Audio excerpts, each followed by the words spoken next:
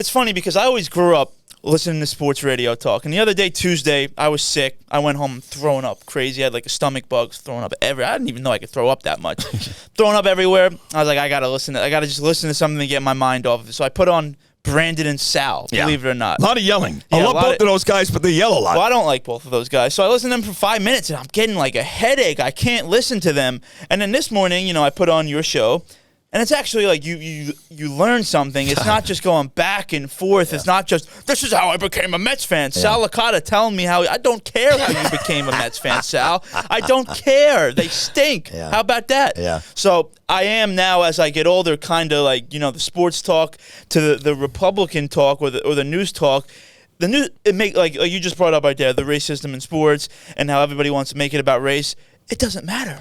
Nobody cares if you're, I don't care, you don't care, if you're black, white, like you should get the job done. That's it. And that's why I love what I'm doing today. Because I got a chance to talk about sports. I've talked about Caitlin Clark. I talk about the Yankees.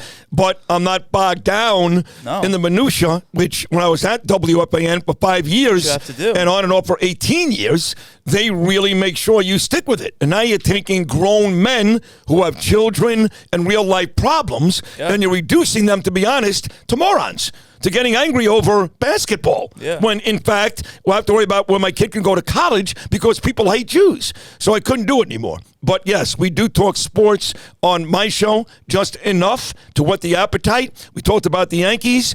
I think the Yankees, in their history, have won over 100 games 12 or 13 times. I have it here. So they've won over 100 games a ton of times. Yeah, 12 or 13. And, of course, the winningest club was 98, where I believe they won 114 during the regular season and 125 through the World Series win. But this team right now, on pace for 113 wins right now. Could the New York Yankees in 2024 set the franchise record for wins in a season? I think they will. They're only one behind what they did in 98. They're only 3 wins behind what the Seattle Mariners did in 2001. They won 116 during the regular season, and I think they will. They're getting better. Garrett Cole is still not pitching. It doesn't matter. Judge, I mean, if there's any argument whether Aaron Judge is the best player in baseball, what else do you need to see? He's got 25 home runs almost every night. Then you got 17 for Soto, who's back, 17 for Stanton. If he stays healthy, that trio, I said this last week, the first baseball team ever to have 3 guys with at least 40 home runs, the Braves. Darrell Evans, Davey Johnson, who managed the Mets, and Hank Aaron.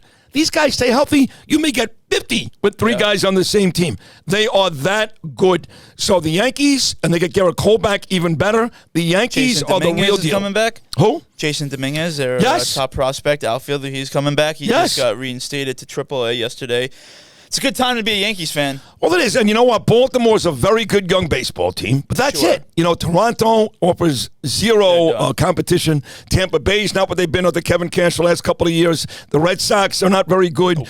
I mean, the Indians are shocking everybody. Yeah. And Seattle's playing better out west than you would think. You still call them the Indians. You going to just continue to call them okay. Yeah, I don't care. I still call Washington the Redskins. Okay. I don't care how mad Phil Simms gets. Yeah. But the Yankees are clearly the best team in the American League. Now, are the Phillies a team to play? The Dodgers, I don't know. But not just the best team in the American League.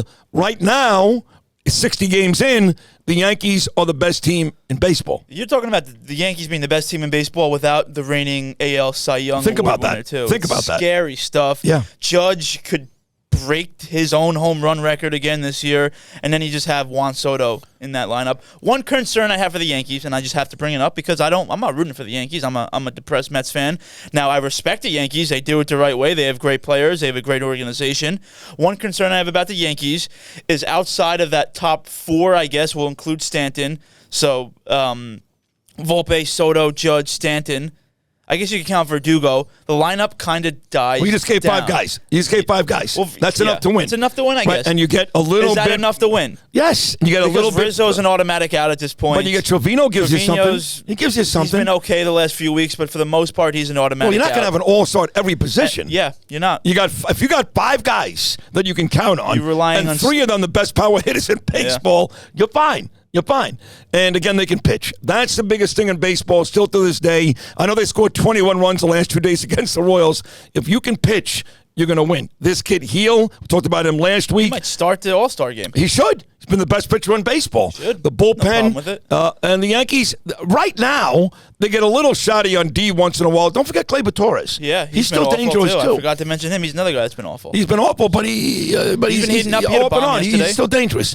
They're not a great defensive baseball team, but they can pitch. They hit home runs every day, and I don't see any team in the American League that can beat them right now. I really don't. And also, Clay Holmes has been pretty good at the back end of their bullpen Yes. as well. You think I saw a clip circulating yesterday, and then we'll move on after this. Pete Alonso, at this point, you have to say probably like 60-40, maybe more % chance he gets traded. Oh, more. More, 70-30. I mean, the Mets are 8 games under 500. They're 29-37. He wants a lot of money. He deserves a lot of money. He's been a home run, RBI, run-producing machine. Cohen is not going to pay him. I would say, for me, the Sid Rosenberg odds, 80-20, Alonso's gone. Okay, now let's choose a team that you think he can go to. I'll start with the New York Yankees. I don't know if the Mets will do that. Yeah. If the Mets will do business and try to make the Yankees even better. There is that little jealousy that still exists between the Cohen, the Steinbrenners, the Cashmans, the Stearns. I don't know. And it would make sense because Rizzo was obviously struggling. So I'm going to say no to the Yanks. There's another team out there. It doesn't come to mind right away that needs a power hitting first baseman, but I would say probably no to the Yankees. Okay, I'd piggy off of that and say that if you're the Yankees, you'd have to probably give up a top prospect to get Alonso, and then with Soto's contract looming, you don't likely sign Alonso. Right. So I'm not sure if it makes a ton of sense, but if you add Pete into that lineup. You want every position to be the best player. I think he's the best player in baseball, but he's pretty good. They'd be probably like the best lineup of all time if you just they'd be up there. Insert another 50 home run guy. 27 Yanks are are still pretty good, but they'd be up there.